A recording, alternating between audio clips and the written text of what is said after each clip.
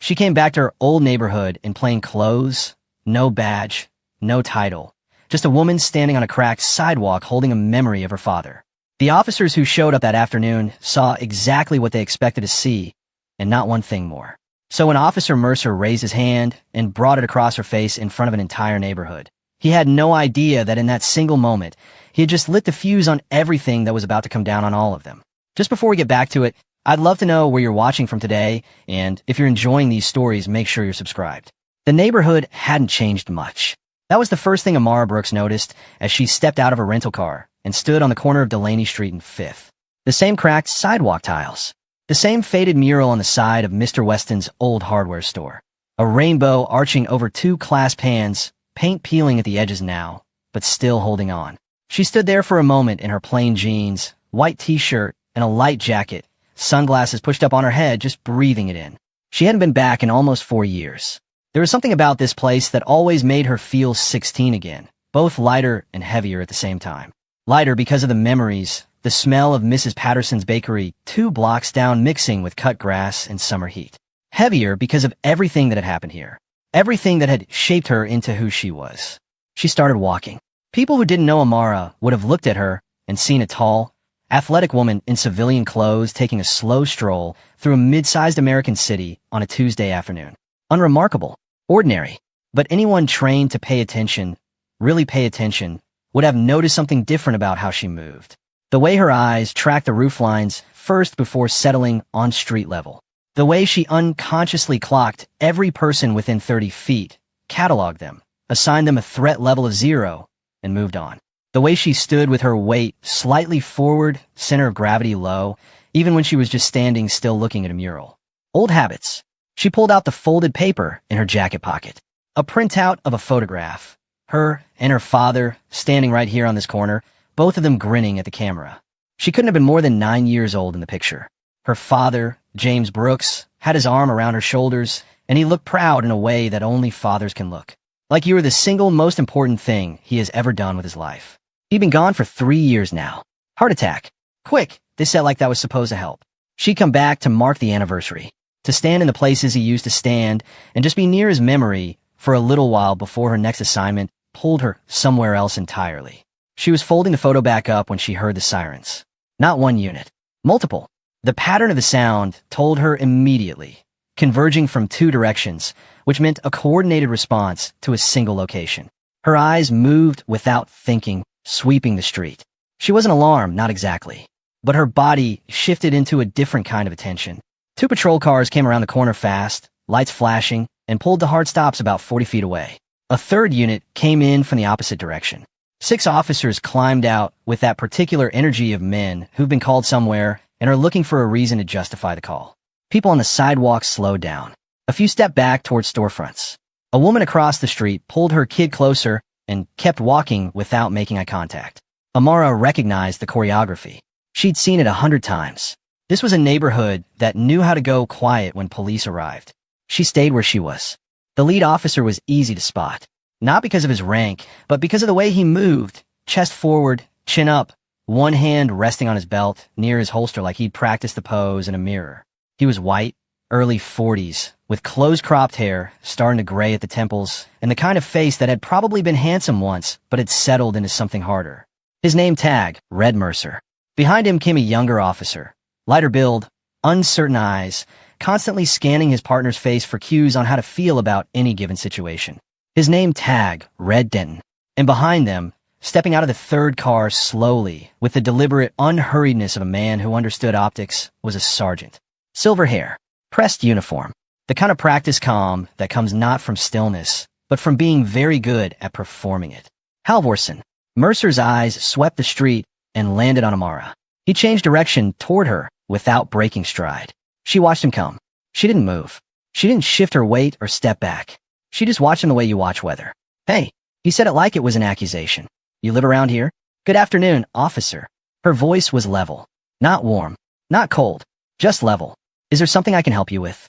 I asked you a question. You live around here? I'm visiting. I grew up here. We got a call about a suspicious person in this area. His eyes moved over her slowly, deliberately, like an inventory. What are you doing standing here? Standing, she said simply. Something moved across his face. Not anger yet, but the thing that comes before it, the irritation of a man who expects a certain kind of response and isn't getting it. You got ID? Can I ask what I'm being suspected of, officer? I'm asking for ID. Sharper now.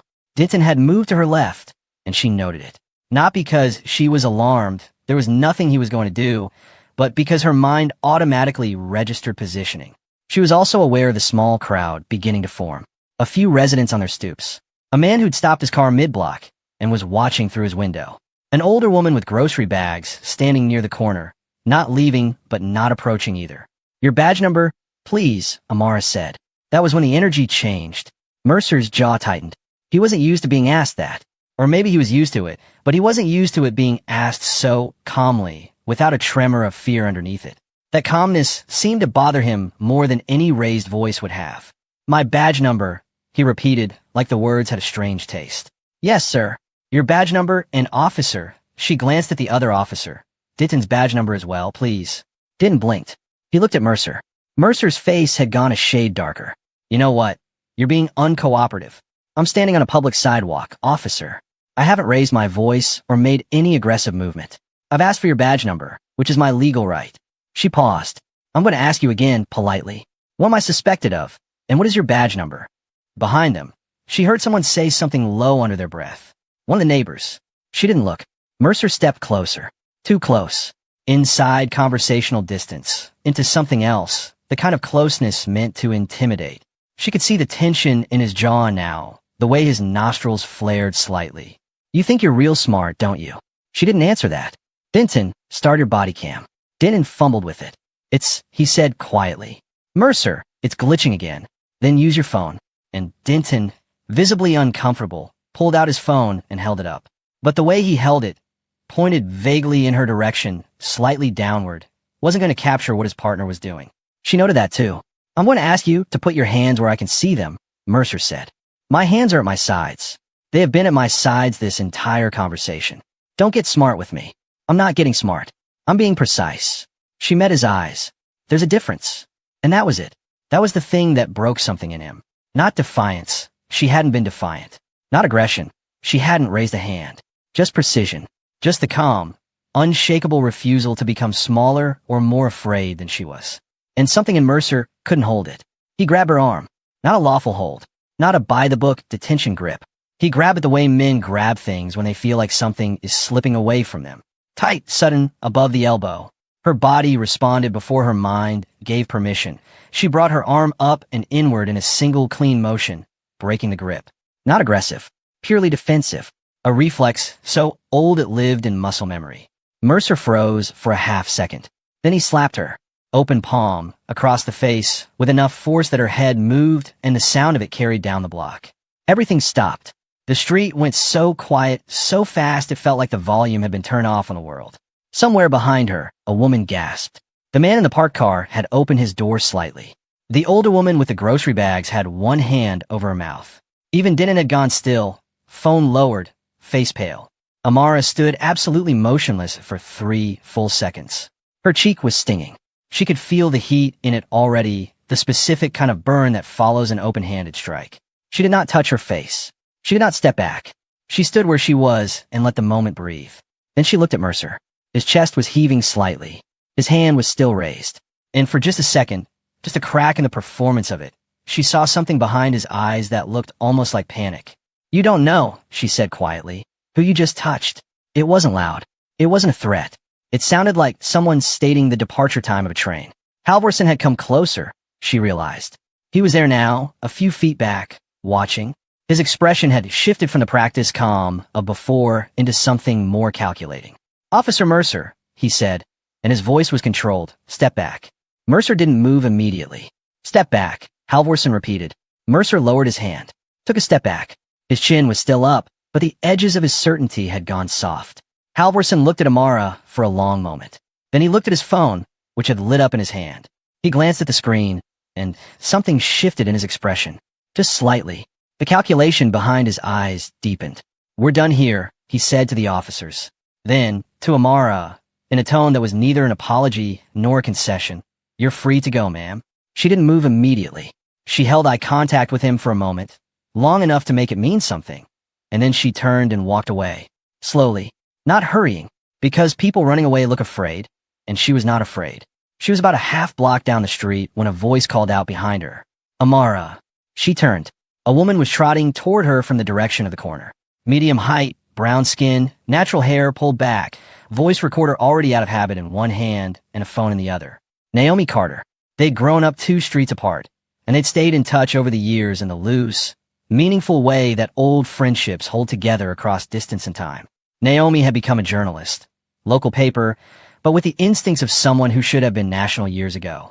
I was across the street, Naomi said, catching up. I saw what happened. Her eyes moved to Amara's cheek, and she stopped, something moving across her face. Are you? I'm Phoenix. Amara. He hit you. I know. Naomi was quiet for a second, looking at her. Then, you didn't react. You just stood there. And the way you broke his grip, she paused. What are you not telling me? Amara almost smiled. Almost. Walk with me, she said. They walked half a block in silence. Amara's hand had drifted to the neckline of her t-shirt, and she pulled out the chain she wore underneath. On it hung a small, heavy coin, worn smooth on the edges, with an eagle and a set of crossed anchors on one face. A military challenge coin, the kind only given, never purchased. She turned it between her fingers once, then tucked it back. Is that what I think it is? Naomi asked. Amara didn't answer. She was already pulling out her phone. The call connected after 2 rings. She didn't wait for a greeting. It finally happened, she said. I need clearance to proceed. She listened for a moment, said, understood, and hung up. Naomi stared at her. Amara, what is going on? Amara looked down the street, back toward where the patrol cars were still idling, where Mercer was standing with his arms crossed, and Halvorson was talking quietly into his phone. Then she looked at Naomi. Be careful what you publish right now, she said. Not because you shouldn't publish it, but because the timing matters. Can you trust me on that? Naomi studied her for a long moment. Then she slipped her recorder into her bag. For now, she said, but I want the full story eventually. You'll get it, Amara said. I promise you that. She took one last look at the corner where her father had stood with his arm around her shoulders, both of them grinning at a camera. Then she put on her sunglasses and walked toward her car. The phone call Amara made that afternoon set things in motion that had been building for almost 8 months. By the time she arrived at the secured field office 40 minutes outside the city, a nondescript building in a business park that looked exactly like an insurance company and was supposed to, her team was already pulling up on their screens what she had walked into on Delaney Street. Commander Ethan Cole was waiting for her when she came through the inner door.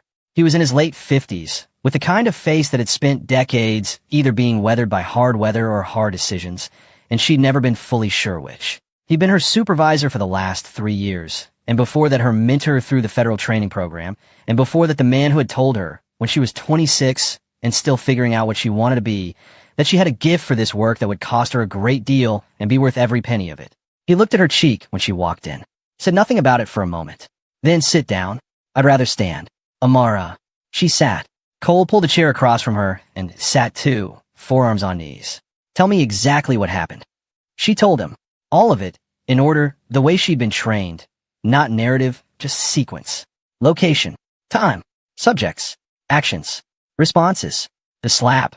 Rendered in the same flat professional tone as everything else. Because she'd learned a long time ago that the facts are more powerful without the emotion, and the emotion is more powerful when you save it for the right moment. When she finished, Cole was quiet for a few seconds. Body cam malfunctioned, he said. Conveniently. And Halvorson received a call. Right before he ordered the release. He looked at his phone, and something changed in his face. Cole leaned back. He knows someone who knows someone, he said. That call was a check. Someone flagging him to be careful. That means they already have my name in a system somewhere, she said. Cross-referenced. Which means the corruption network has access to federal databases they shouldn't have. That's been a working theory for 6 months. Cole stood. Come look at this. The main room of the field office had the controlled energy of a team that had been working something for a long time without breaking it open yet. 3 analysts at workstations. Maps on one wall. A timeline on another, color-coded, with photographs and connecting lines that would have looked paranoid to an outsider and looked like progress to anyone who understood what they were looking at. Standing near the timeline was Agent Zuri Hayes, mid-30s, sharp eyes, the kind of stillness that comes from being the smartest person in most rooms and having made peace with it. She was the team's intelligence and technology specialist. She nodded at Amara when she came in. Beside her, arms folded, Looking at the map with the expression of a man working a math problem in his head was Major Daniel Price, military liaison, built like a door, quiet in a way that suggested he chose his words carefully because each one cost something. Mercer, Blake, Halvorsen, Zuri said, pulling up 3 profiles on the screen. We had all 3 on the board already. Mercer as a primary subject, Halvorsen as a facilitator, Denton as a peripheral. Low confidence he's fully in. Higher confidence he knows more than he's said. Denton looked uncomfortable today, Amara said. Didn't engage. Pulled back when things escalated. That tracks with what we've been seeing. He's not a true believer. He's a follower who made the mistake of following the wrong person. Zuri pulled up a second screen. Here's what today changes. The screen showed a timeline. Would have been a slow, methodical investigation with a 6 to 9 month projected completion window, had a new marker on it. Today's date, flagged in red. The incident gives us 2 things we didn't have before, Zuri said. First, a personal and documented connection between you and the primary subjects. Second, it accelerated their behavior pattern. Mercer physically assaulted a federal investigator in public, in front of witnesses, on a street with 3 cameras within visible range. She paused. Even if they think the body cam footage is gone, they don't know about the residential camera on the 2nd floor of the building across the street. How clear is the footage? Cole asked. Clear enough. Major Price spoke for the first time. This also gives us grounds to escalate federal oversight formally. Before today, we were building toward that request. Now we have cause. Amara looked at the board. 8 months of work spread across it. Financial records, property records, personnel files, a web of connections between a city police precinct, a set of private contractors, a property development firm, and 3 city council donors whose names appeared in the margins of enough transactions to mean something. Walk me through the shape of it, she said to Zuri. The full picture. Zuri turned to the board. What started as a pattern of excessive force complaints, buried, redirected, never formally investigated, opened up into something bigger when we follow the money. Mercer and 2 other officers have been receiving regular payments from Shell Company connected to a private security contractor called Harwood Protective Solutions. On paper, consulting fees. In practice, we believe those payments are for information, specifically for tipping off certain operations when law enforcement heat was about to come down. Protection racket, Amara said, extends into asset seizure, Price added. We have 4 cases in the past 2 years where civil asset forfeiture was applied in ways that benefited third parties connected to the same contractor network. Amara stood looking at the board for a long moment. And Halvorsen? Halvorsen is the ceiling, Zuri said. He's not getting his hands dirty the way Mercer is, but he's the political roof over the whole thing. He's angling for a deputy commissioner appointment. The people backing that appointment have financial ties to Harwood. He keeps the precinct insulated from oversight. They keep the path clear for his career. And internal affairs? 2 complaints in the last 18 months that should have triggered formal review. Both were administratively reclassified before they ever reached an investigating officer. We believe someone inside IA is on the network. Zuri pulled up a name, Lieutenant Victor Stroud. We can't prove it yet, but the pattern of redirection is consistent. Cole had moved to stand beside Amara, looking at the same board. The incident today, he said, puts a human face on something that was starting to look like a financial crimes case. It isn't. It's the same but expressed differently depending on who you are and where you're standing. Amara thought about her father, about standing in front of this same kind of thing at 9 years old without any of the tools she had now, without the training, without the authority, without the coin. Just a kid watching her father get treated like a problem instead of a person by men who decided before they stepped out of their cars what kind of encounter this was going to be. She hadn't become a federal special investigations commander because she wanted power. She'd become one because power, properly directed, could do what bare dignity alone could not.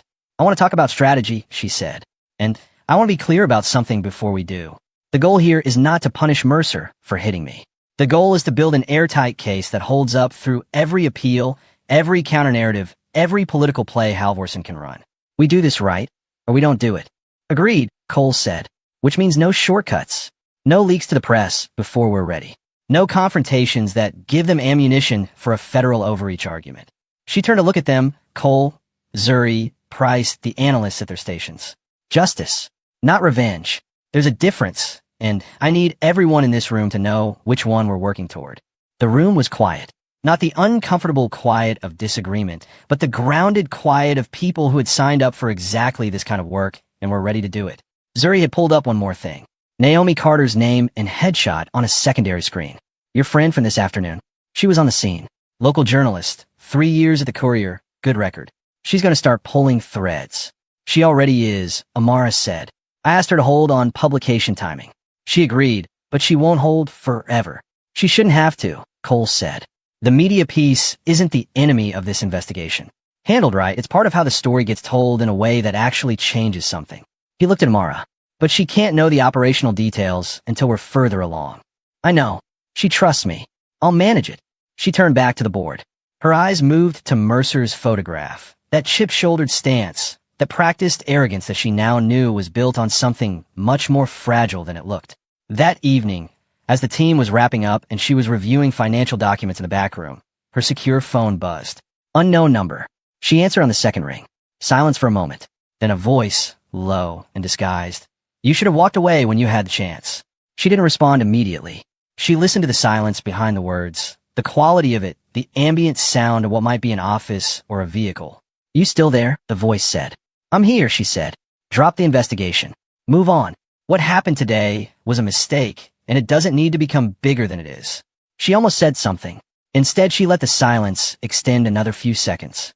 Noted, she said. She ended the call and sat for a moment, phone in hand.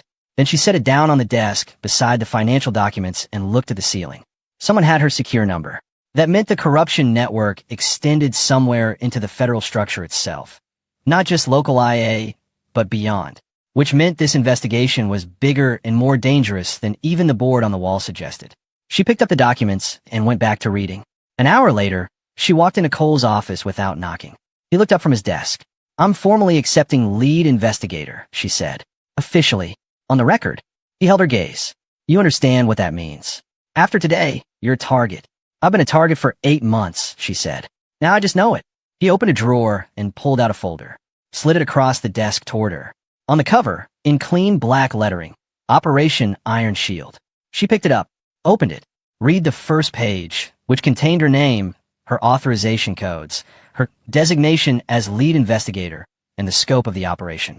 Then she closed it, tucked it under her arm, and walked out. Behind her, Cole leaned back in his chair and looked at the ceiling for a long time. 3 days had passed since Delaney Street. The bruise on Amara's cheek had faded to something yellowish at the edges. Almost gone, but not quite. She'd looked at it in the mirror that morning the way you look at a receipt you need to keep for your records. Evidence. Not of weakness. Of what had started something. She was back in the neighborhood now, but differently. No rental car parked nearby. No direct path or obvious destination.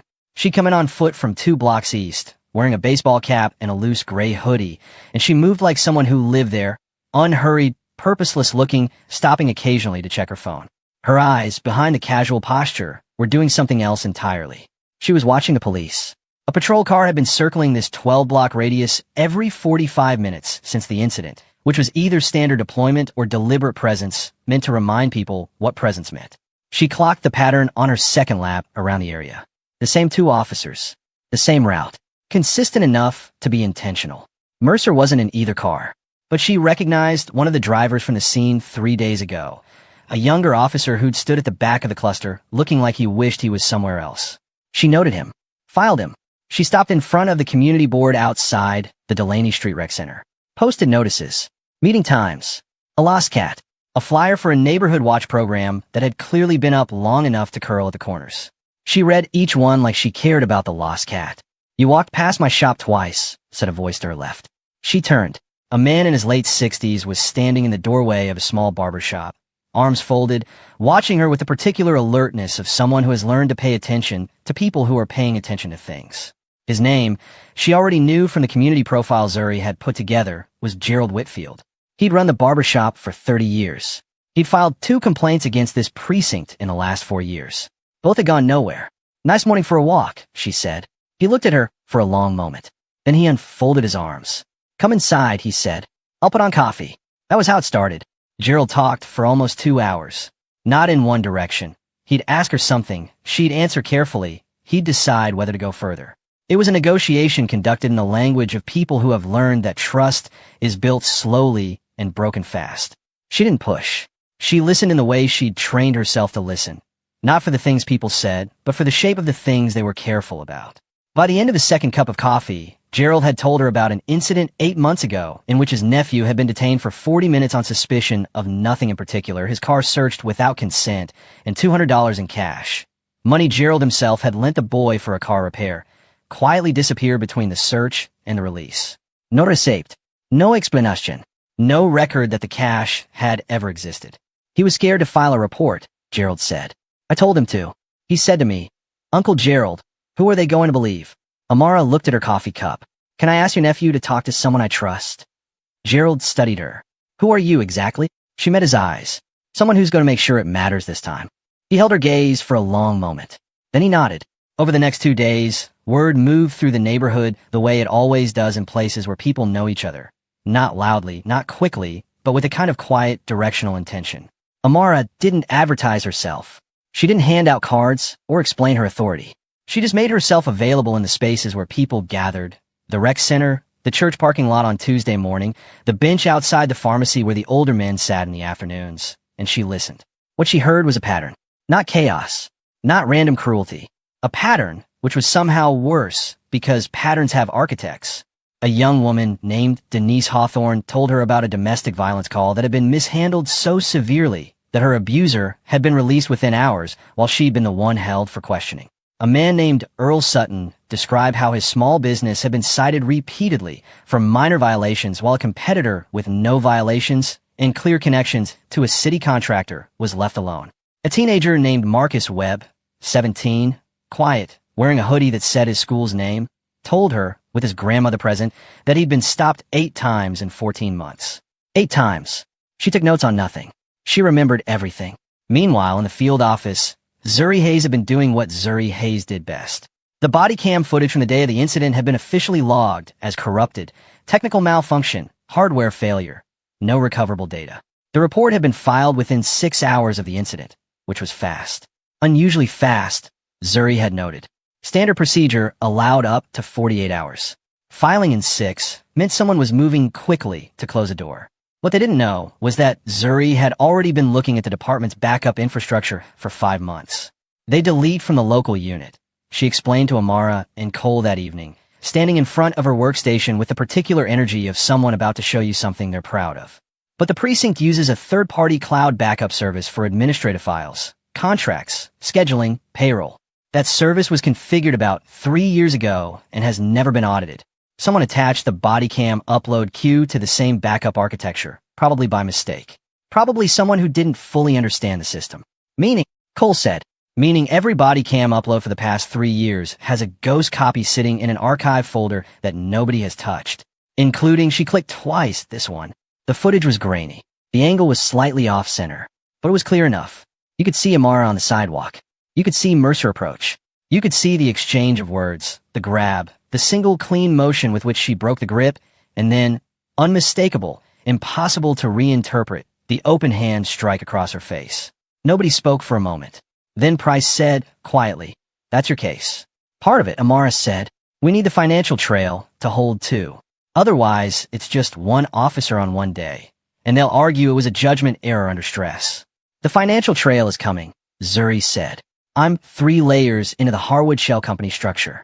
Give me 72 hours. Naomi Carter had not been idle. Her first piece had run 4 days after the incident. Careful, measured, the kind of journalism that doesn't name names but asks questions so precisely shaped that the names become obvious. She'd written about a statistical pattern of excessive force complaints in the precinct over 6 years. She'd cross-referenced complaint dates with officer deployment records.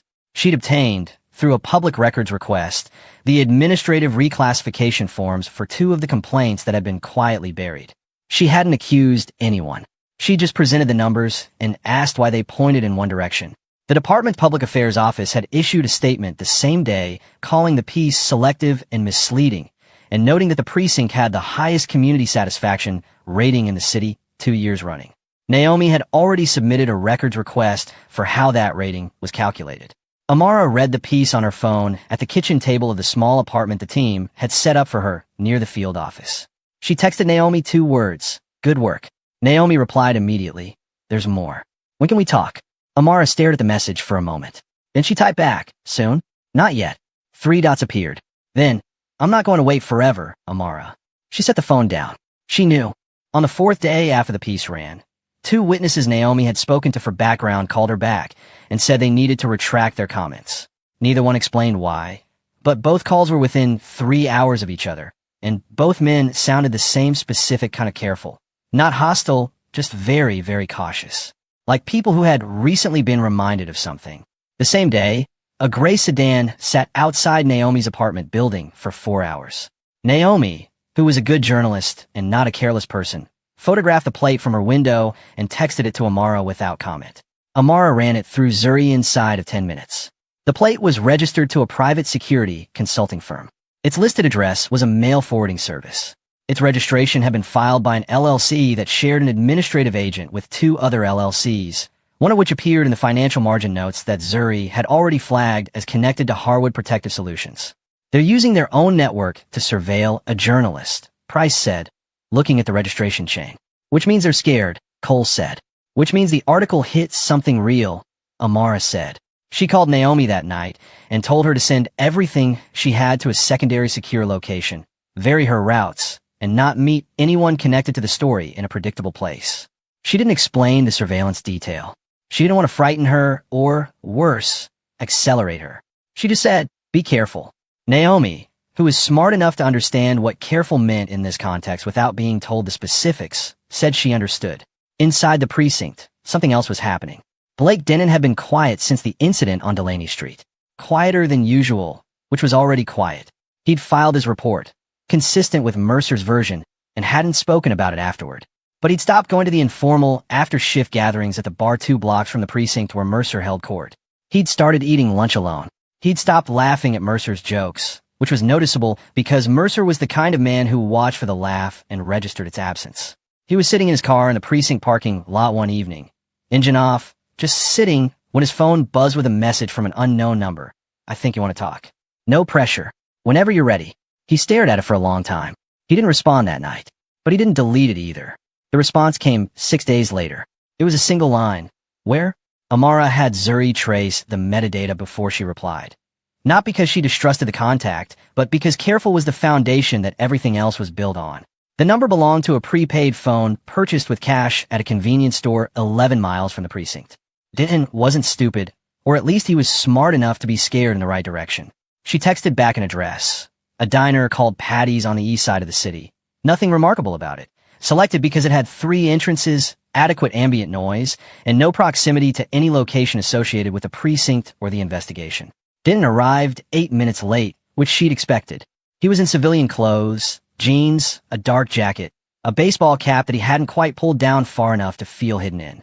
He slid into the booth across from her and didn't say anything for a moment, just looked at her like he was confirming something. He was younger than he'd seemed on Delaney Street. Late 20s. There were lines around his eyes that belonged on someone a decade older, the kind of lines that come from carrying weight that doesn't belong to you. I'm not wearing a wire, he said. I know, she said. You checked. I didn't need to. She pushed a coffee toward him. You came. That tells me enough about where you are right now.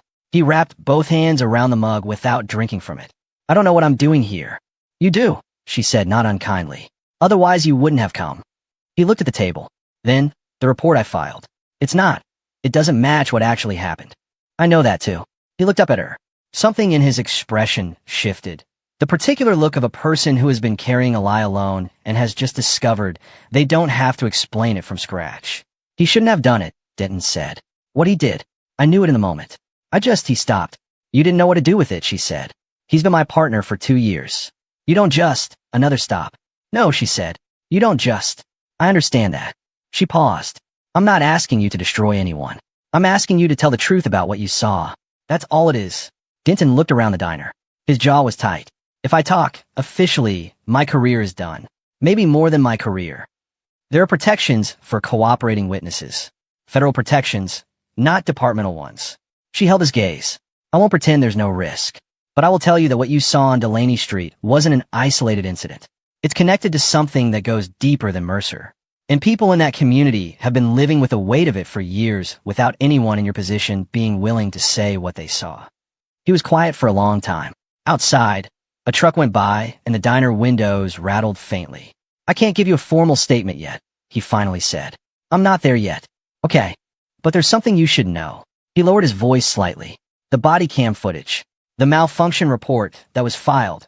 Mercer filed it himself. He came in the next morning before the shift started and filed it directly with the tech administrator. He bypassed the standard supervisor review chain. Amara kept her expression level. How do you know that? Because the tech admin is my cousin. And he called me that night because he didn't know what to do about it. Denton looked at his coffee. He filed it the way Mercer asked. He was scared not to. She let that sit for a moment. Your cousin, would he be willing to document the chain of that request? I don't know. Maybe. If he knew he had protection. Same protections apply. She slid a card across the table. Plain white, a phone number, nothing else. Think about it. Both of you. No they alone. But don't wait too long. Denton pocketed the card without looking at it. He sat for another moment, then stood up. At the door, he paused and looked back at her once. A look that didn't have a clean name, somewhere between relief and dread. She watched him leave. Then she called Zuri. Mercer filed the malfunction report himself, she said. Bypassed supervisor chain. Tech admin who processed, it is Denton's cousin. Potential secondary witness. That's deliberate evidence tampering, Zuri said. Not administrative error. Correct. Add it to the timeline. She paused. How's the financial trail? I broke through the third shell layer this morning. You're going to want to see this. The financial picture Zuri laid out that evening was larger than what the board on the wall had suggested when they'd first sketched it. The Harwood Protective Solutions connection had seemed, at the start, like a handful of officers on an informal payment arrangement, side money for tips, the kind of corruption that exists in enough police departments that it carries its own grim vocabulary. What Zuri had found in the third layer was something more structured. Harwood wasn't just paying for tips. Harwood was functioning as a distribution node, receiving funds from 3 separate property development companies, filtering those funds through a series of consulting and training contracts that listed police department personnel as vendors, and paying out in irregular amounts carefully calibrated to stay below federal reporting thresholds. The 4 officers currently on payroll beyond Mercer included 2 who sat on the precinct's Internal Affairs Review Committee. That's how the complaints got buried, Cole said, looking at the diagram Zuri had built on the screen. They didn't need to pressure IA from outside.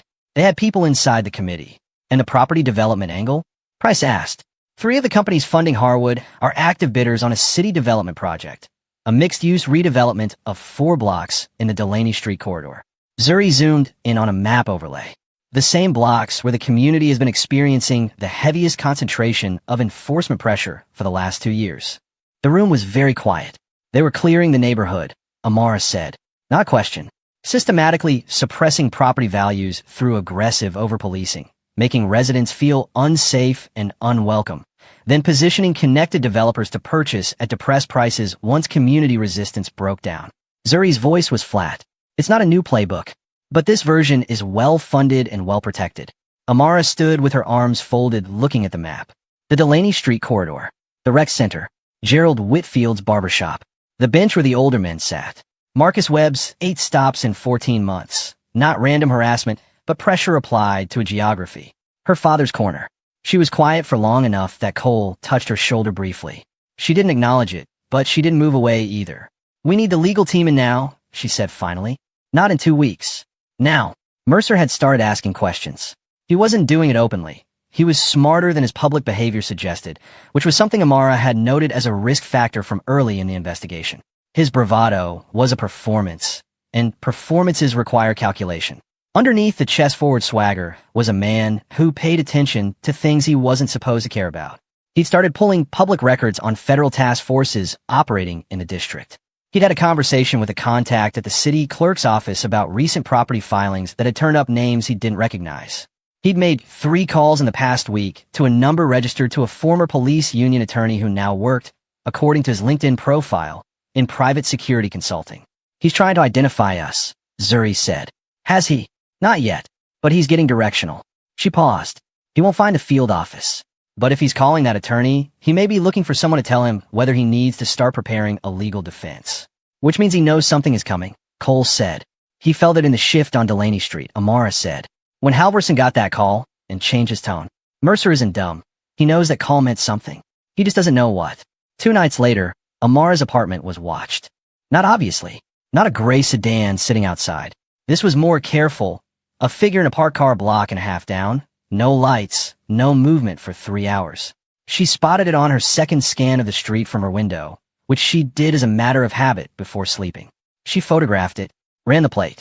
Came back clean. A rental, paid cash, company card from a vendor they hadn't seen before in the network. She called Price. I know, he said before she finished describing it. We have it on the street camera too. We've been watching for 40 minutes. They escalated from watching Naomi to watching me. Yes. They know I'm federal. They suspect. They're not certain yet. He paused. Do you want to move locations? She thought about it for a moment. No, she said. If I move, they know I noticed. I'd rather let them think they have eyes on me. Gives us information about their surveillance patterns. Understood. Another pause. Amara. Be careful. She almost said she was always careful. Instead, she said, I know, and hung up. She didn't sleep easily that night. Not from fear. She'd worked in conditions that made this feel comfortable by comparison. It was something else. The weight of the full picture now assembled in her mind. The Delaney Street corridor on a developer's map. Gerald Whitfield's nephew's $200. Marcus Webb stopped 8 times. Her father, years before any of this, standing on that corner, not knowing that the same mechanics were at work, just with different names on the paperwork. She thought about justice as a process and wondered, not for the first time, whether the process was adequate to what had actually been done. Then she thought about the alternative. The shortcuts. The rage-shaped paths that felt like power, but left nothing standing when the smoke cleared. She'd seen those outcomes too, in other investigations, other cities. The truth that didn't hold because it was built on something unstable. No, the process. All the way through. She got up and made tea and sat at the kitchen table reading financial documents until it was light outside. The legal team, 3 federal prosecutors led by a senior attorney named Margaret Holloway, who had a reputation for building cases that didn't lose, came in on a Thursday morning and spent 6 hours going through everything the team had compiled. At the end of 6 hours, Holloway set down her pen and said, "This is solid. It's not complete, but it's solid. What's the timeline on the remaining financial documentation?" 1 week, Zuri said. Maybe less. And the Denon situation? Developing, Amara said. Holloway nodded. The body cam evidence alone gives us the physical assault. The financial network gives us organized corruption and civil rights violations under color of law. If Denton's cousin will document the tampering chain, we can add obstruction. She looked at Amara. What's your read on Denton? He's not there yet, but he's close. She paused. He's a decent person in a situation that didn't give him good options for a long time. Now he's seeing one. Holloway picked up her pen again. Get him there. The moment that changed everything came on a Friday afternoon. Mercer had been digging. He'd spent 2 weeks pulling at threads and following names and making calls. And on that Friday afternoon, something connected. A name that appeared in a public filing related to federal task force operations in the district, cross-referenced with a face he'd seen on Delaney Street in civilian clothes. He was sitting in his car in the precinct parking lot when it clicked. He pulled up the federal directory on his phone, searched the name, found the rank, the division, the assignment history. He sat very still for almost a full minute. Then he called Halvorson. "We have a problem," he said when Halvorson picked up. "The woman on Delaney Street." He paused. "She's a federal special investigations commander. She's been running a federal investigation. And I hit her in the face in front of witnesses." The silence on the other end of the line was the kind that has weight. "How long has she been building this?" Halvorson said, very quietly. "I don't know. Long enough." Another silence. Then Mercer said it. Not to Halvorson, not exactly, more to the space between himself and what he'd done. The full realization arriving all at once like a wave that's been building offshore for longer than you knew. "We didn't just hit the wrong woman," he said. "We hit the worst possible one." The week after Mercer discovered who Amara was, he didn't fall apart. That was the thing about him. And it was something Amara had noted early and flagged in her profile of him. He was not a man who crumbled under pressure. He was a man who converted pressure into aggression and called the result decisiveness. So instead of going quiet, instead of pulling back and hoping the storm passed, he leaned forward. He started moving pieces. The first move was subtle. A patrol car began making extra passes on Delaney Street. Not Mercer's car, not any car directly linked to him. Just a presence. An increase in stop frequency that wasn't dramatic enough to look retaliatory, but was consistent enough that Gerald Whitfield noticed and called the number Amara had left him. 3 stops in 2 days, Gerald said. Young men walking to work. Nothing found. Nobody charged. Just stopped and questioned and sent on their way feeling about 2 inches tall. Document it, Amara said. Times, officer numbers, if visible, descriptions of the individuals stopped. Everything. I've been documenting things for 30 years, Gerald said. And there was something quiet and tired in his voice that said more than the words did. Hasn't done much good so far. It will this time, she said. She believed it. She needed to believe it to do the work. But she heard what was underneath his words and held it alongside all the other things she was holding. The second move Mercer made was against potential witnesses. He didn't approach them directly. He was too careful for that now, operating with the particular caution of someone who suspects they're being watched. Instead, he used intermediaries. A word here, a reminder there. The informal language of a man reminding people in his orbit that loyalty had value and its absence had consequences. Two of Naomi's background sources went silent. A third called her, voice tight, and said he'd never spoken to her. She reported all of it to Amara without drama, in the clipped professional tone of someone who is angry but channeling it into precision. He's trying to collapse the witness structure before it solidifies, Amara said to Cole that evening. Which means he knows we're building one, Cole said. He doesn't know the specifics, but he's smart enough to run the playbook anyway. She looked at the board. We need Din to move. If his cousin documents the tampering chain, we take obstruction off the table as something Mercer can maneuver around. Cole looked at her. Denton reached out? Not yet, but he will. She paused. He's carrying it alone, and it's getting heavier. He'll reach the point where putting it down is easier than holding it. She was right about the weight. She just underestimated how close Denton already was to his limit. He'd been sleeping badly. His wife, Carla, had asked twice what was wrong, and both times he'd said work, which was true in the way that saying the ocean is wet is true. She'd stopped asking after the second time, which was worse somehow than her asking. The silence between them had taken on the quality of something careful, like both of them were walking around something breakable on the floor. He'd also been watching Mercer differently. The way Mercer moved through the precinct, now, tighter, faster, eyes scanning, looked less like confidence and more like a man running calculations constantly. Denton had worked beside him for 2 years and knew the difference. Mercer wasn't in control. Mercer was performing control, and the performance was showing its seams. On a Wednesday morning, Denton sat in his car outside the precinct for 11 minutes before going in. Then he took out his phone and sent a single message to the number Amara had given him. I need to do this properly. Tell me what that looks like. She replied within 4 minutes with a time and a location. The second meeting was longer than the first and different in tone, less tentative, more procedural. Amara brought Zuri, who walked Denton through the formal witness protection framework in plain language. No jargon, no intimidation. Denton listened with his hands flat on the table and asked 3 specific questions, all of them practical, all of them about his family rather than himself. By the end of the meeting, he had agreed to provide a formal statement. He also made a call from the table, right there, to his cousin at the tech administration office. The call lasted 6 minutes. His cousin, a soft-spoken man named Calvin Reese who had been living with his own version of Denton's weight since the morning Mercer walked in and told him to file the malfunction report, agreed to document everything. He sounded relieved, Denton said after he hung up, like he'd been waiting for someone to ask. Zuri was already typing. While Mercer was tightening his grip on one side of the case, Halvorson was working a different angle entirely. Halvorson had spent 3 decades learning that the most durable form of protection wasn't force. It was narrative. You didn't fight accusations directly. You shaped the context in which they would be received. So he had begun, quietly and through the right channels, to plan a story. The story went like this. A federal task force with unclear jurisdiction and apparent political motivation had inserted itself into a local department that was performing well by every measurable standard. The task force was led by a commander with a personal grievance following a minor incident that had been blown out of proportion. The real agenda wasn't accountability. It was federal overreach into local law enforcement, a trend that threatened the operational independence of every police department in the country. It wasn't a stupid story. It had the architecture of something plausible. It acknowledged the incident while reframing it. It positioned Halvorson as a defender of institutional integrity rather than a subject of investigation. And it had already reached 3 city council members and 1 state legislator, all of whom had received campaign contributions from entities connected to the Harwood network. One of those council members put in a call to a federal liaison office asking whether the task force had proper authorization documentation. Cole fielded the call personally and spent 45 minutes on the phone, calmly and thoroughly, laying out the authorization chain in detail that left no procedural gap unexploited.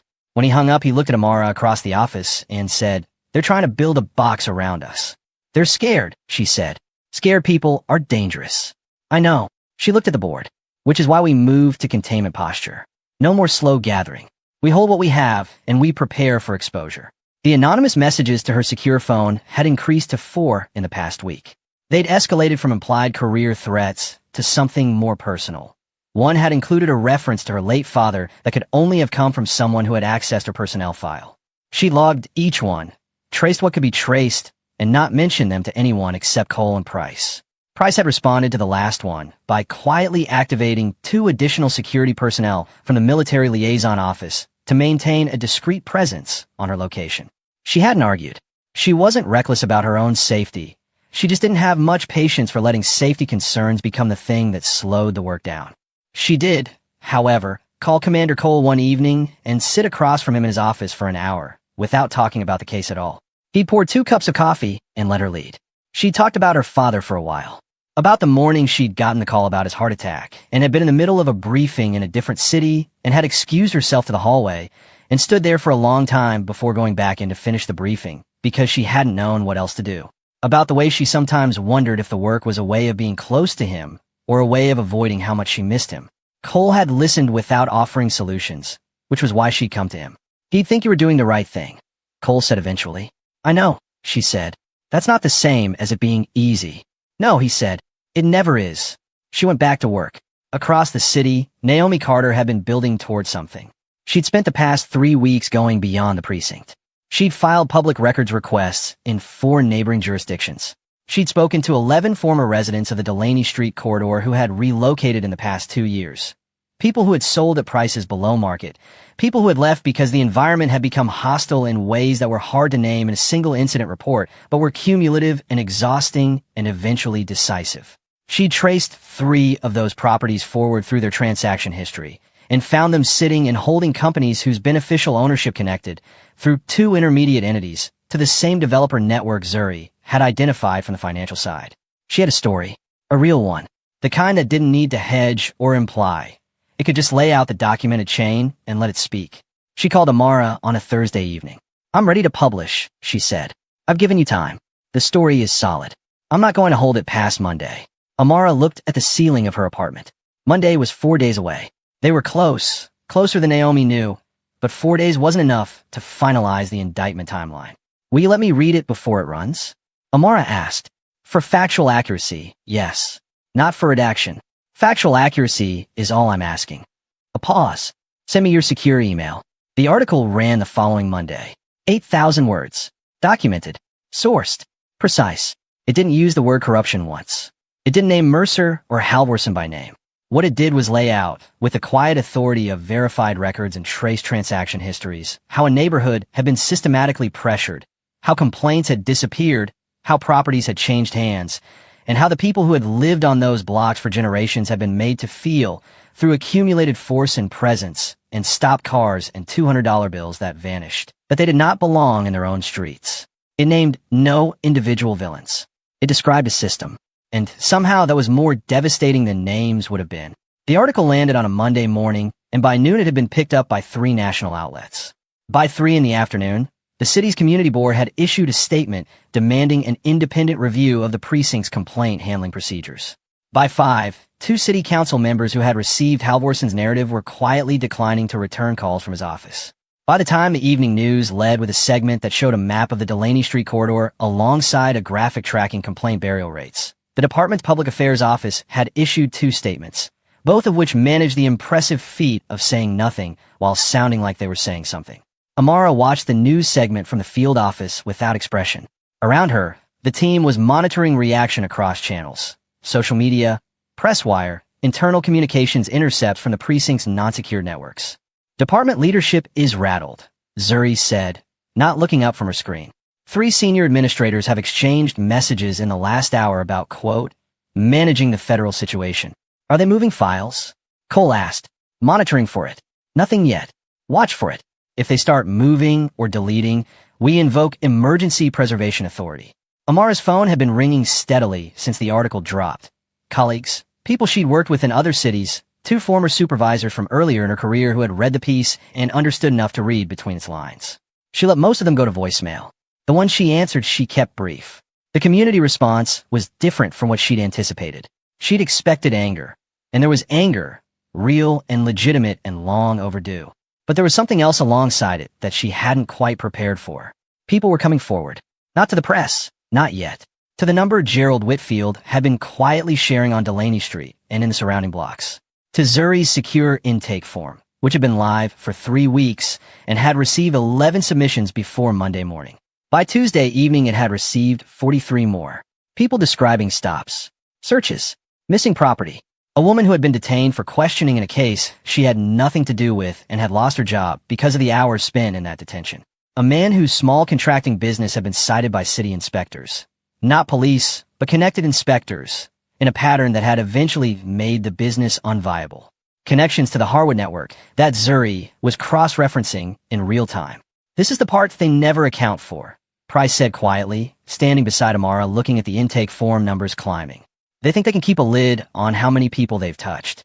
But when the lid comes off, everyone who's been waiting realizes they weren't alone, Amara said. On Tuesday morning, the city's Internal Affairs Division issued a public statement announcing a preliminary review of the complaint handling procedures identified in Naomi's article. The statement was careful and non-committal. A review, not an investigation, preliminary procedures, not individuals, but it represented something that hadn't existed Monday morning. External pressure had created internal motion. Cole read the statement and said, "They're trying to run in front of it. They're too late," Holloway said. She was in the field office for the second consecutive day. Her legal team spread across 3 workstations. "We file for indictments by end of week." The case package she had assembled was the most complete Amara had seen in 11 years of federal investigations work. Financial documentation tracing the Harwood payment network through 4 shell layers to its originating investors. Communication records, obtained through proper warrant channels, showing Halvorson's coordination with political contacts. The residential camera footage from Delaney Street, time-stamped and authenticated, showing the assault with complete clarity. Calvin Reese's documented account of Mercer's request to file the false malfunction report, with a timestamp that proved it was done before the standard review window and outside normal protocol. Denon's formal statement, 5 pages, covering what he had witnessed on Delaney Street and what he had observed of Mercer's behavior in the weeks following. And 43 community testimonials, each one a thread in the same fabric. Denton will face scrutiny, Holloway said, looking at his statement. Defense will argue he's protecting himself by cooperating. His statement doesn't minimize his own role, Amara said. He acknowledges the false report. He acknowledges complicity in the initial confrontation. He's not presenting himself as innocent. He's presenting himself as honest about what happened. She paused. That's harder to attack than a clean story would be. Holloway nodded. Agreed. It'll hold. Mercer had gone quiet. That was new. The surveillance on Amara's apartment had stopped. The precinct drive-bys on Delaney Street had scaled back. Even the anonymous messages to her phone had ceased after the article dropped, as though whoever was sending them had looked at the public momentum and reassessed the value of the tactic. Quiet wasn't the same as stillness, though. Zuri's intercepts showed Mercer had made 6 calls to the private security attorney in the 48 hours after the article ran. She didn't have the content of those calls. They were on a personal line, but the pattern was clear. He was getting legal advice. He was preparing. It was Amara who reached out to meet him, not through intermediaries, not through any official channel. A direct message to his personal phone. "I think we should talk. In person. 1 conversation, nothing recorded." He responded in 4 hours. The response was a single word. Where? They met in the parking lot of a public library on the west side of the city, late afternoon, both arriving alone as agreed. He was in civilian clothes, dark jeans, a jacket, and without the uniform, he looked smaller somehow. Not physically. He was the same size, but something that the uniform held together was visible in its absence. He was watching her as she walked toward him, and she could see him doing what she'd done on Delaney Street, cataloging, assessing, trying to read her purpose. She let him look. They stood about 4 feet apart. "You've been building this for a while," he said. It wasn't quite an accusation and wasn't quite an acknowledgement. Something in between. 8 months, she said. He absorbed that. The incident on Delaney Street. "I'm not here to talk about the incident," she said. "You already know what the incident is worth in a courtroom. That's not what this conversation is." He looked at her warily. "Then what is it? I want you to understand something." She held his gaze steady. "This isn't about destroying you. It's about fixing what you broke. Those aren't the same thing, even though I imagine right now they feel identical." Something moved across his face. Not softness. He wasn't there, and she wasn't sure he could get there. but something that might have been the first recognition that the situation was more complicated than a fight he could win or lose. "The network you're part of," she said. "The Harwood contracts. The buried complaints. The pressure on that neighborhood. You're not the only person who made decisions that led here. But you are the person whose decisions are most clearly documented." She paused. "Cooperation is still on the table. It won't erase what happened. It won't keep you out of courtroom. But it determines what kind of story gets told about who you are." He was quiet for a long time. A car moved through the parking lot, and they both tracked it instinctively and then returned to each other. "Why are you telling me this?" he said finally. "You have the case." "Because I've been doing this work for 11 years, she said, "and I've learned that the difference between justice and punishment is whether the people involved understand what they actually did. Punishment can happen without understanding. Justice can't." He looked at the ground, then back at her. His jaw was tight, but something behind his eyes was working through something. She didn't press it. "I need to talk to my attorney," he said. "Of course." She turned to leave. Then he said, behind her, "Your face." From that day. A pause. "I shouldn't have done that." She stopped. She didn't turn around. "No," she said. "You shouldn't have." She walked to her car. By Thursday morning, Holloway's team had finalized the indictment documentation. By Thursday afternoon, a federal judge had reviewed the package. By Thursday evening, the paperwork was signed. Cole called Amara at 7:15 and said 4 words, "We're ready to move." She sat with that for a moment. 8 months. The board on the wall. Gerald Whitfield's coffee. Denton's face in the diner. The intake form numbers climbing. Marcus Webb stopped 8 times on his way to school. Her father's corner. "Tomorrow morning," she said. 6 a.m. "I'll be there." She set the phone down and looked out the window at the city, settling into evening. Somewhere out there, Mercer was sitting with his attorney reviewing options. Halvorsen was making calls that would no longer help him. Denton was home with his wife, and maybe, she hoped, the silence between them was beginning to ease. And on Delaney Street, a community that had been told in 100 small and large ways that it didn't matter was reading an article that documented, in public record, that it did. She put on her jacket and went for a walk. No cerebral en sweep. No professional purpose. Just a walk in the evening air, like a person who had done something hard and was allowing herself a moment to be human about it before the next hard thing began. She walked for almost an hour. When she came back, she sat at the kitchen table and opened the case file one more time and read through it from the beginning. Not because she needed to, because it deserved to be witnessed in full before what was coming. The morning of the arrests came in gray and quiet. 6 a.m.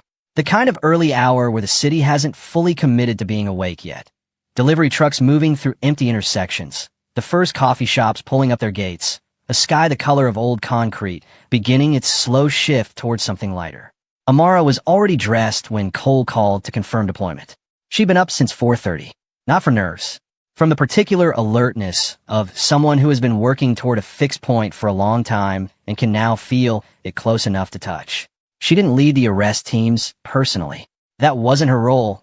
And more importantly, it wasn't the right image. A federal commander directly involved in the physical detention of subjects she had a personal connection to would have given defense attorneys a thread to pull.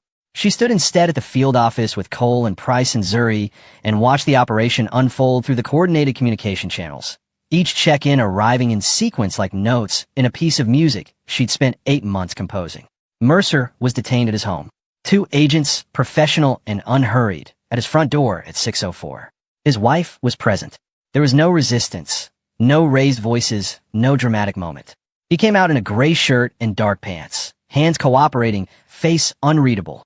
One of the agents later reported that the thing that stood out most was how ordinary it looked, like watching someone accept a situation they had known was coming for longer than they wanted to admit.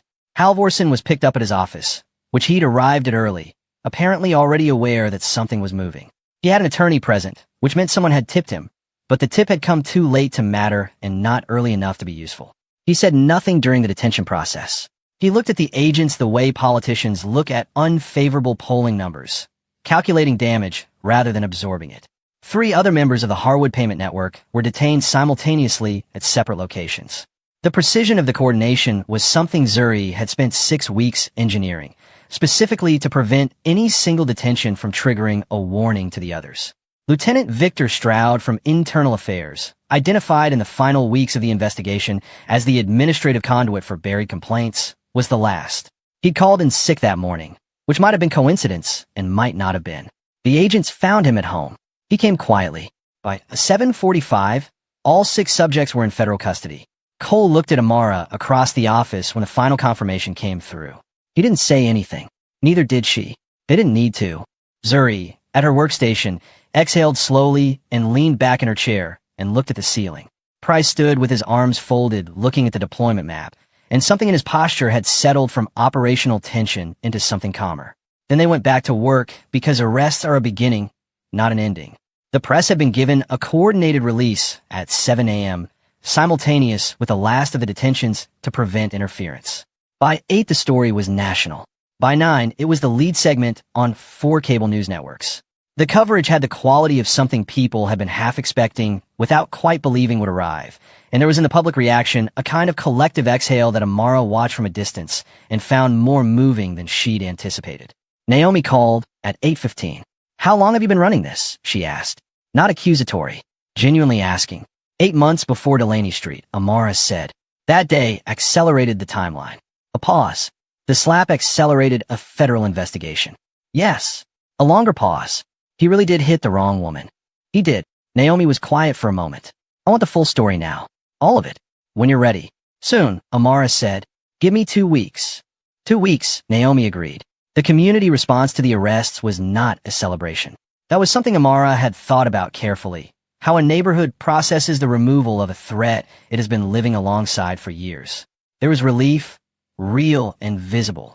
There was also anger that it had taken this long.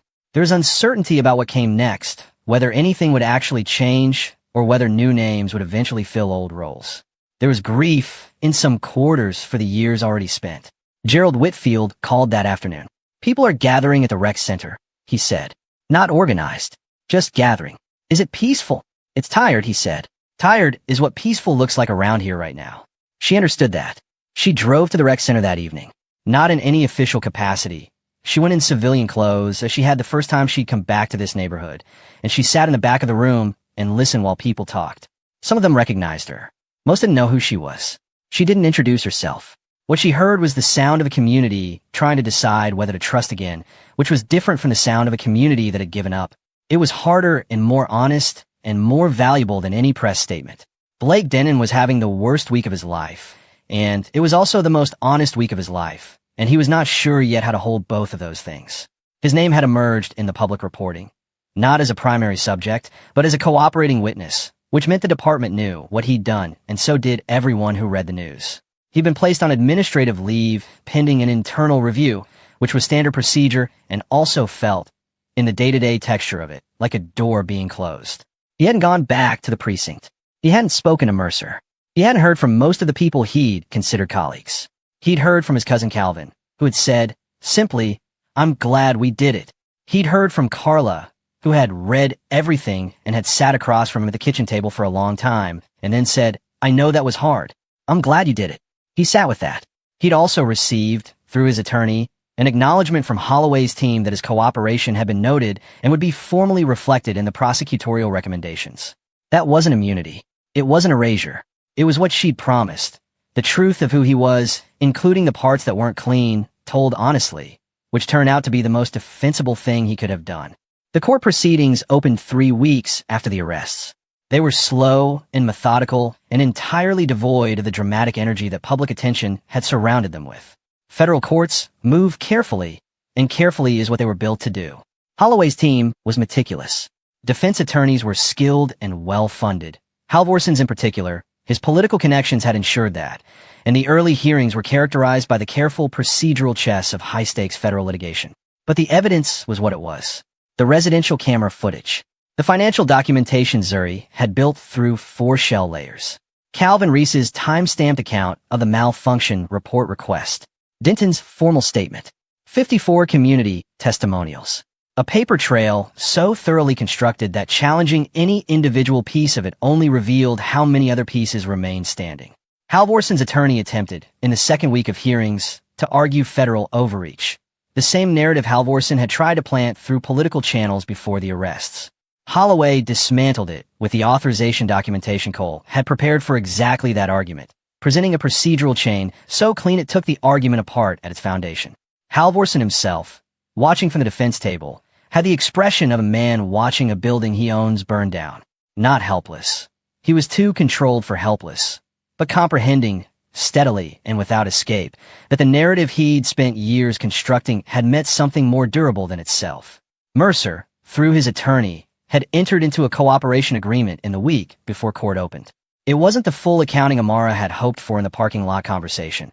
It was legal strategy, not moral reckoning, and she understood the difference.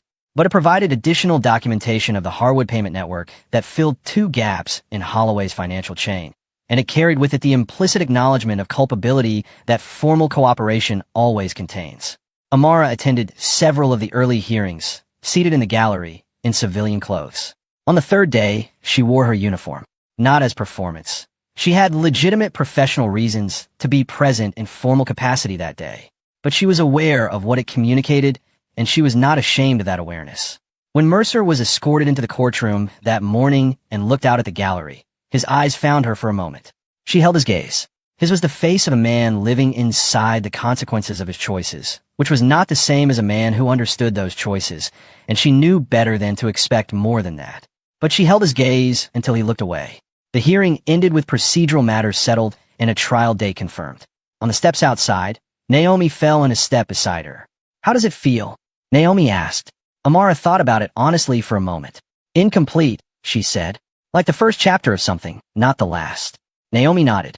"That's the honest answer. It's the only one I have." She looked at the courthouse steps and thought about her father, about what he would have made of this day. This building, this particular version of fight, he had lived a smaller version without the tools or authority she'd built over years of deliberate work. She thought he would have been proud. She thought he would also have said, in his particular way, "Now what are you going to do with it?" That question was already being answered. The department had announced, the previous week, the formation of an external oversight committee for civilian members, one retired federal judge, two community representatives, including Gerald Whitfield, who had accepted the invitation after making clear he would say exactly what he thought, and they were welcome to it. New leadership discussions were underway for the precinct. The internal affairs restructuring had begun with the removal of the processes that had allowed complaint reclassification to happen outside of documented review chains. None of it was finished. All of it was started. Amara had been asked to consult on the oversight committee framework. She'd said yes. The trial lasted 11 weeks. Not because the evidence was insufficient. It was extensive, but because the defense teams were thorough and the judge was careful and the system moved at the speed the system moved. Amara had known this going in. Justice as a process is not the same as justice as a feeling, and the gap between the two requires patience that doesn't come naturally to anyone watching from outside. She attended when she could and followed the rest through Holloway's daily briefings. She continued working. Operation Iron Shield was formally closed at the 6-week mark, the evidence phase complete, the case handed to prosecution, but the reform consultancy work that had grown out of it was now its own ongoing project, which suited her in ways she was still understanding. The verdicts came on a Tuesday morning in late autumn. Mercer, guilty on 4 counts, including assault under color of law, civil rights violation, and 2 counts related to the Harwood payment network. His cooperation agreement had reduced the potential sentencing range, which was the arrangement's purpose, and which Holloway had negotiated with the precision she brought to everything. Halvorsen, guilty on 6 counts. The fuller picture, the systemic rot with a name attached to it. He received a sentence that would keep him from the promotion he'd spent years maneuvering toward, and from the political world he'd used as both stage and shield for longer than that world would wait for him. The 3 Harwood Network officers and Lieutenant Stroud received sentences calibrated to their roles, not identical, because their involvement wasn't identical. The judge, in her sentencing remarks, used the phrase systemic breach of public trust twice. Naomi wrote that phrase down and would use it as the title of a chapter in something longer she was already constructing.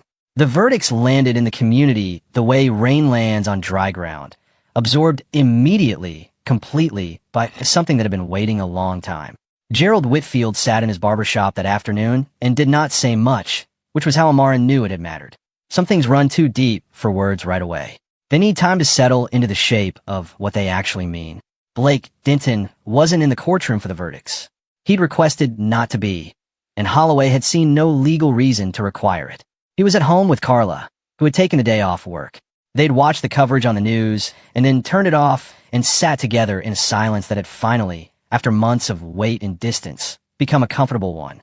3 weeks after the verdicts, Denton was offered a transfer to the department's newly formed Community Relations Unit, a position that had been created as part of the Oversight Committee's early reform recommendations. It was a real job, not a consolation. It required the things he was actually good at: reading people, listening, the kind of patient attentiveness that made him a capable officer when he was pointed in the right direction. His first week, he spent 3 mornings at the Delaney Street Rec Center meeting residents. On his 3rd morning, Gerald Whitfield stopped in. They sat across from each other at a folding table and talked for 40 minutes. Neither of them reported what was said in that conversation, and both of them came away from it changed in small ways that would take time to fully understand. Naomi had been working on something larger since before the verdicts. What had started as a documentary project, she'd partnered with an independent production company that had come to her after her investigative series ran nationally, had grown into something more expansive.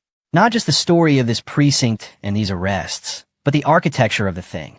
How it was built, how it was maintained, how it ended.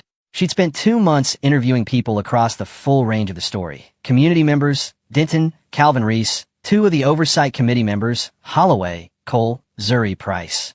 She hadn't asked Mercer for an interview. She'd sent the request through his attorney, and he'd declined, which was his right, and which she'd noted in her notes as information of its own kind. She asked Amara last. They met at Gerald's barbershop, which had seemed right to both of them without either one needing to say why. Gerald made coffee and then found reasons to be in the back room, because he understood the shape of the conversation without being told. Naomi set up her recorder. "Tell me how it started," she said. "The real start.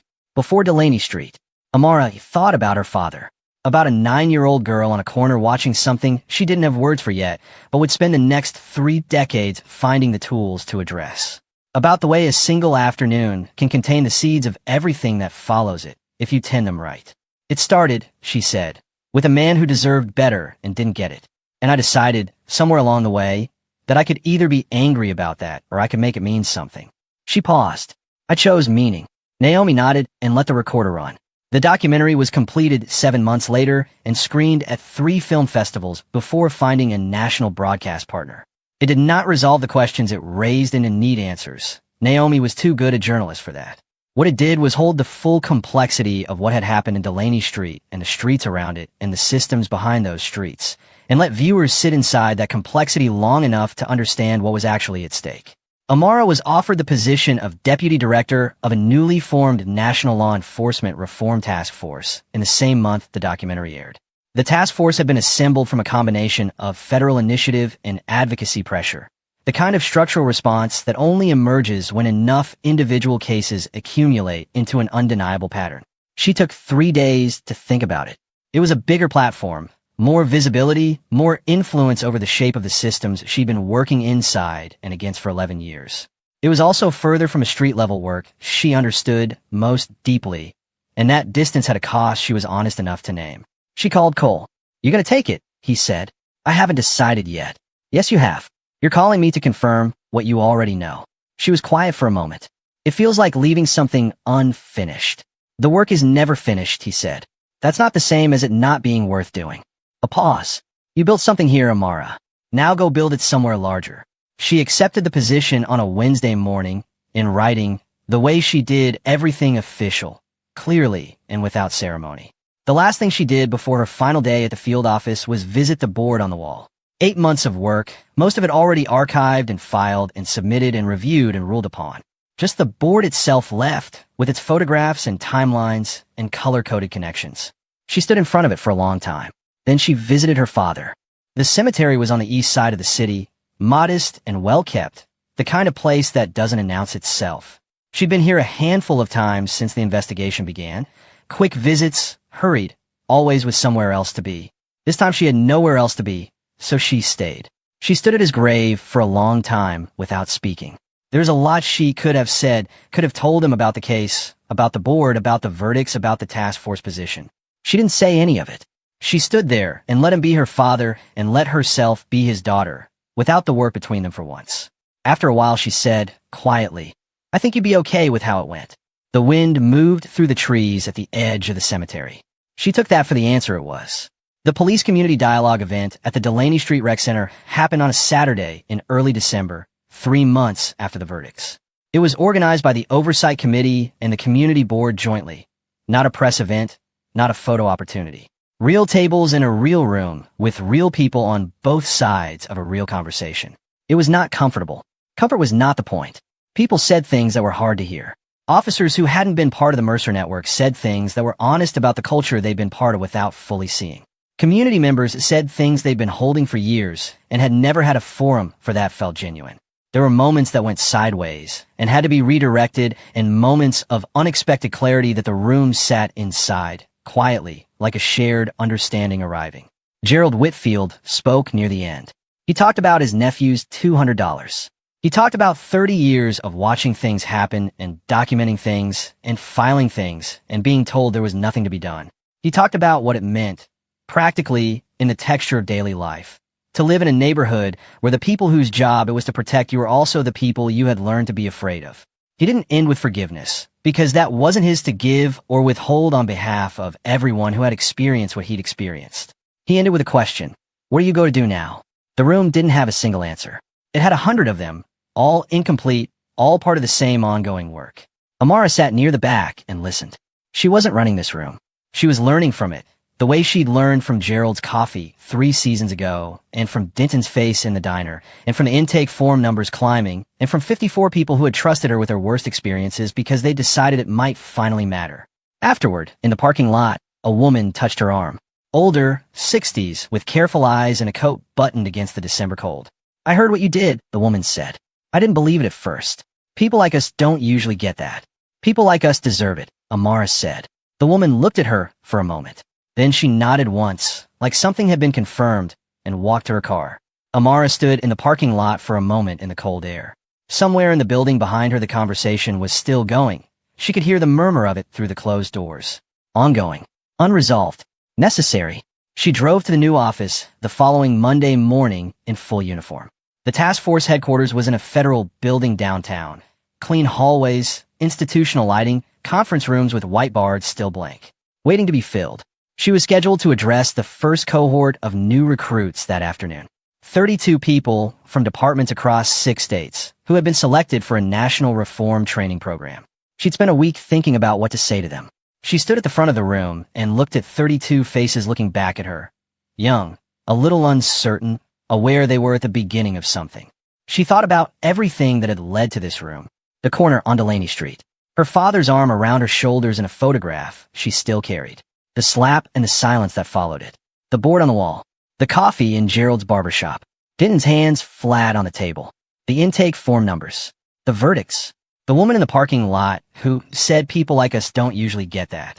She thought about what she wanted these 32 people to understand before they spent a single day in the field. She said, authority isn't power. It's responsibility.